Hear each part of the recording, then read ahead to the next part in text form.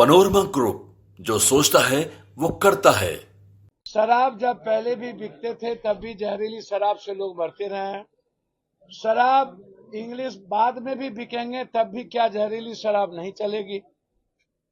मेरा सवाल चाचा भतीजे से हाथ जोड़ करके विनती है कि ये जहरीली शराब का कोई मतलब ही नहीं है। शराब का ये जहरीली शराब का मतलब है। जब दोनों आदमी सरकार में थे तब भी गोपालगंज और छपरा में लोग मरे थे। तब कोई जहर था या नहीं था ये मुझे नहीं पता, यह महाजहर था। लेकिन जब सत्ता में लोग रहते हैं तब शराब या ना शराब या अच्छा या खराब का पहलू अलग होता है, और जब सत्ता में नहीं होते हैं तो उसकी पहलू दूसरी हो जाती है। मेरा इसमें तमिलनाडु, तेलंगाना और केरल के कानून के बारे में मुझे जिक्र करना है।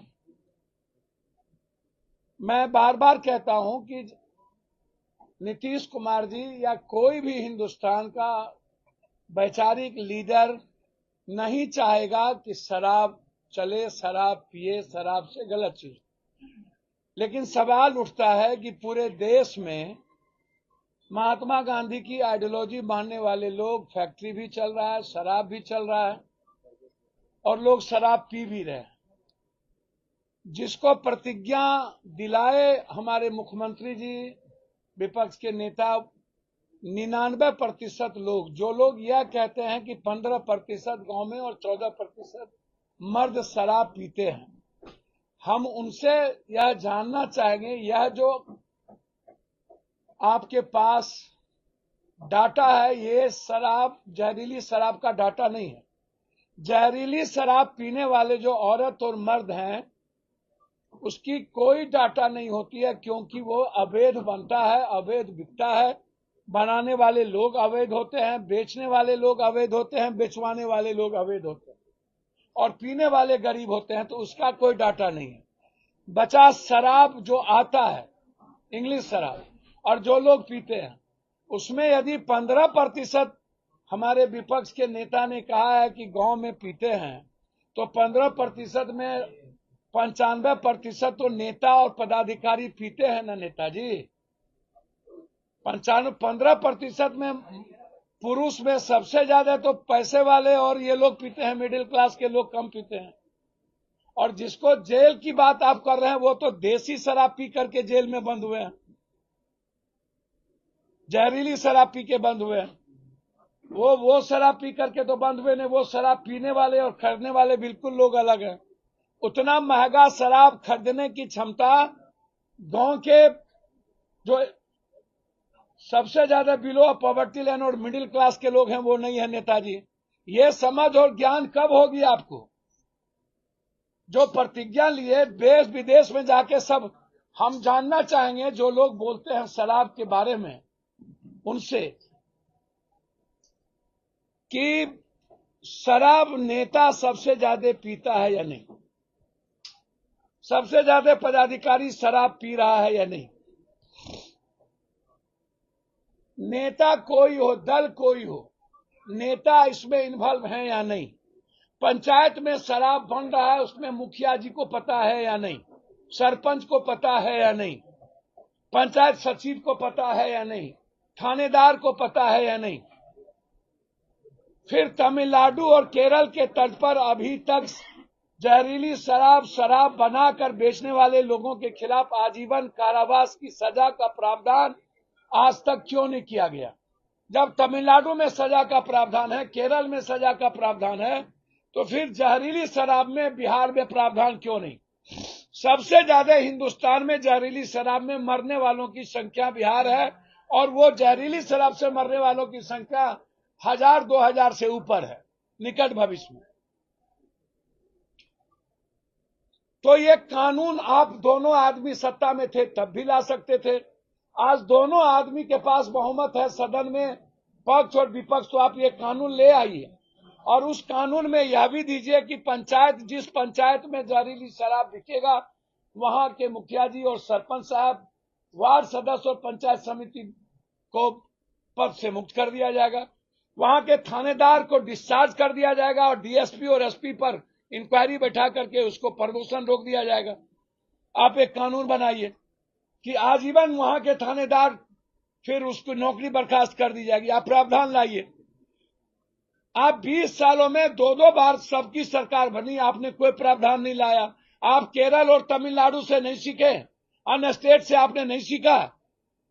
केरल में सरकारी शराब बेचे जाते हैं, कोई ठेका नहीं होता है, तो आप पॉलिसी चेंज कर लीजिए। जो लोग कहते हैं कि हम आते ही शराब खोलवा देंगे, हम उनसे ये जानना चाहते हैं कि शराब खोलवाना और रेवेन्यू को इकट्ठा करना सवाल नहीं है। सवाल है जहरीली शराब बंद कब होगी। जहरीली शराब बंद करने की औकात किसी को हिम्मत और कुव्वत है या नहीं। जहरीली शराब पर मरे हुए लोगों की मदद करने की औकात और हैसियत किसी को है या नहीं।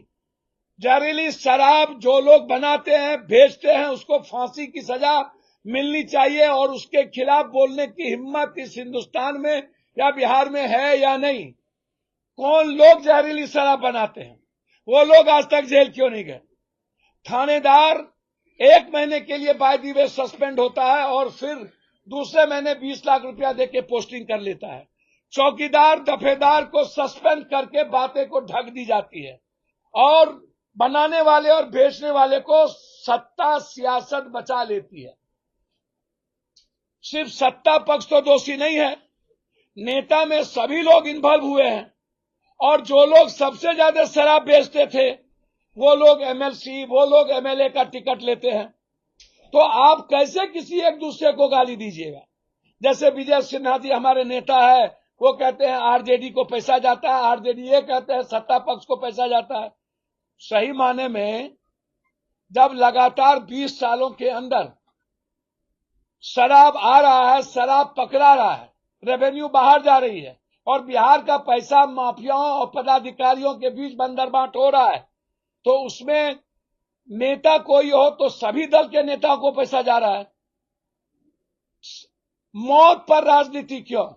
113 आदमी मरे हैं अभी तक, 113 आदमी, 113 आदमी। डीएम एसपी साहब बैठ करके जबरदस्ती दबंगई करके लाश को जला दिया, बैठ करके। 51-52 आदमी नहीं, 29 आदमी को तो हमने पैसा दिया कल रात तक, 29 अंतिम तक, और 5 गांव हम नहीं जा सके। 113 आदमी लगभग मरे हैं, नाम सहित मेरे पास आ रहा है किस किस गांव कौन कौन लोग मरे हैं। क्यों आनंद फानंद में जला दिया गया, क्यों 2 दिन कैंप करके आप जला दिए।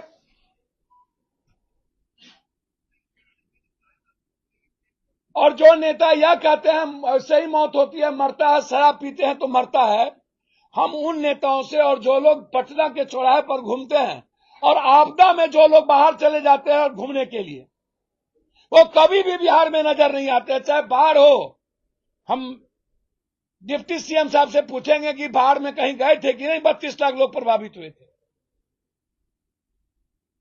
11 लाख लोगों को राशन पहुंचाए, 11 लाख पैकेट, 1.5 लाख लोगों को 1,000 रुपया मैंने पहुंचाया, 1.5 लाख लोगों को।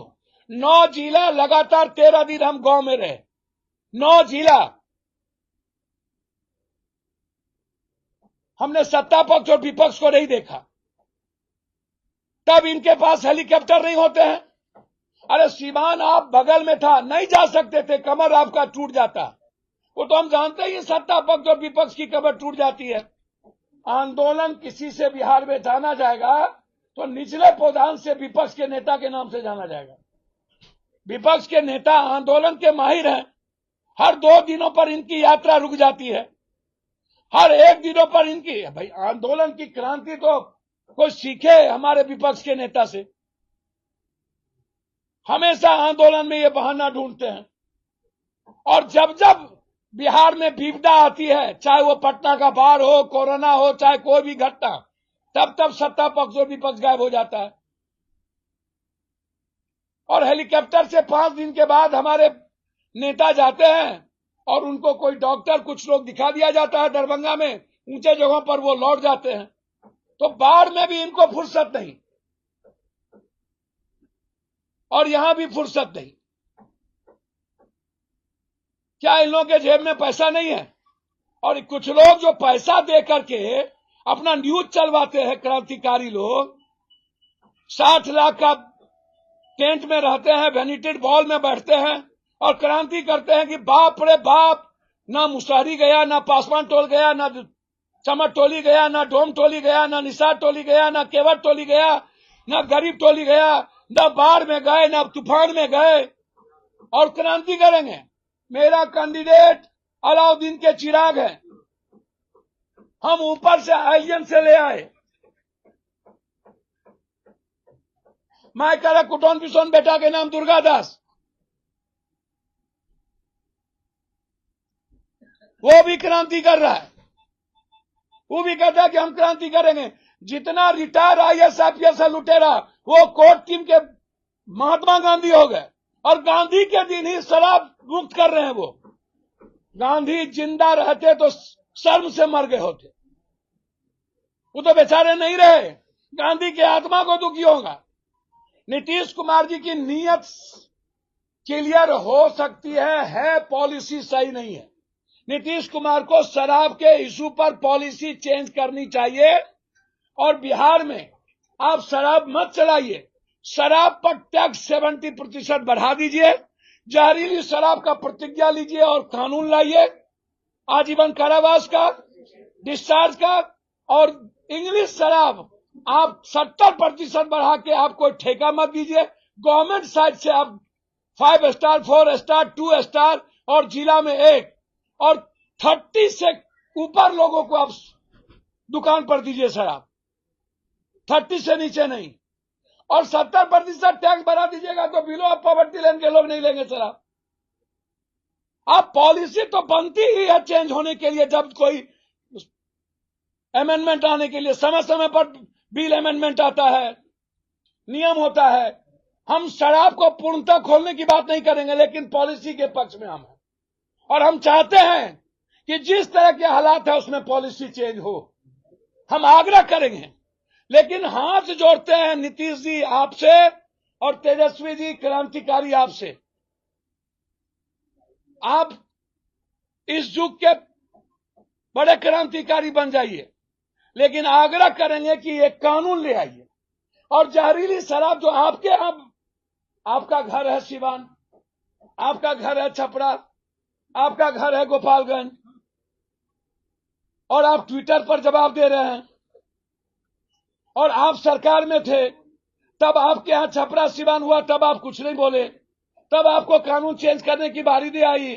20 साल पहले कानून बना तो 20 साल बाद आप जब आए थे तो आप कहते कानून चेंज कर दीजिए। 2 बार आप सत्ता में रहे, 2-2 साल। जब आप हंसते हैं तब आपको नजर आती है जहर और जहरीला। इसीलिए शराब जैसी चीजों पर और मौत जैसी चीजों पर राजनीति ना हो। मेरा आग्रह है हाथ जोड़ के, और जिस थाना में शराब जहरीली से मरता है वो उसकी नौकरी बर्खास्त हो, इंक्वायरी सेटअप हो DSP पर, उसका प्रमोशन रोका जाए और बनाने वालों के खिलाफ सबसे बड़ा कानून लाया जाए। और जिस पंचायत में ये घटना घटती है वहां के मुखिया, सरपंच, वार्ड सदस्य, पंचायत समिति, उनको पद मुक्त किया जाए।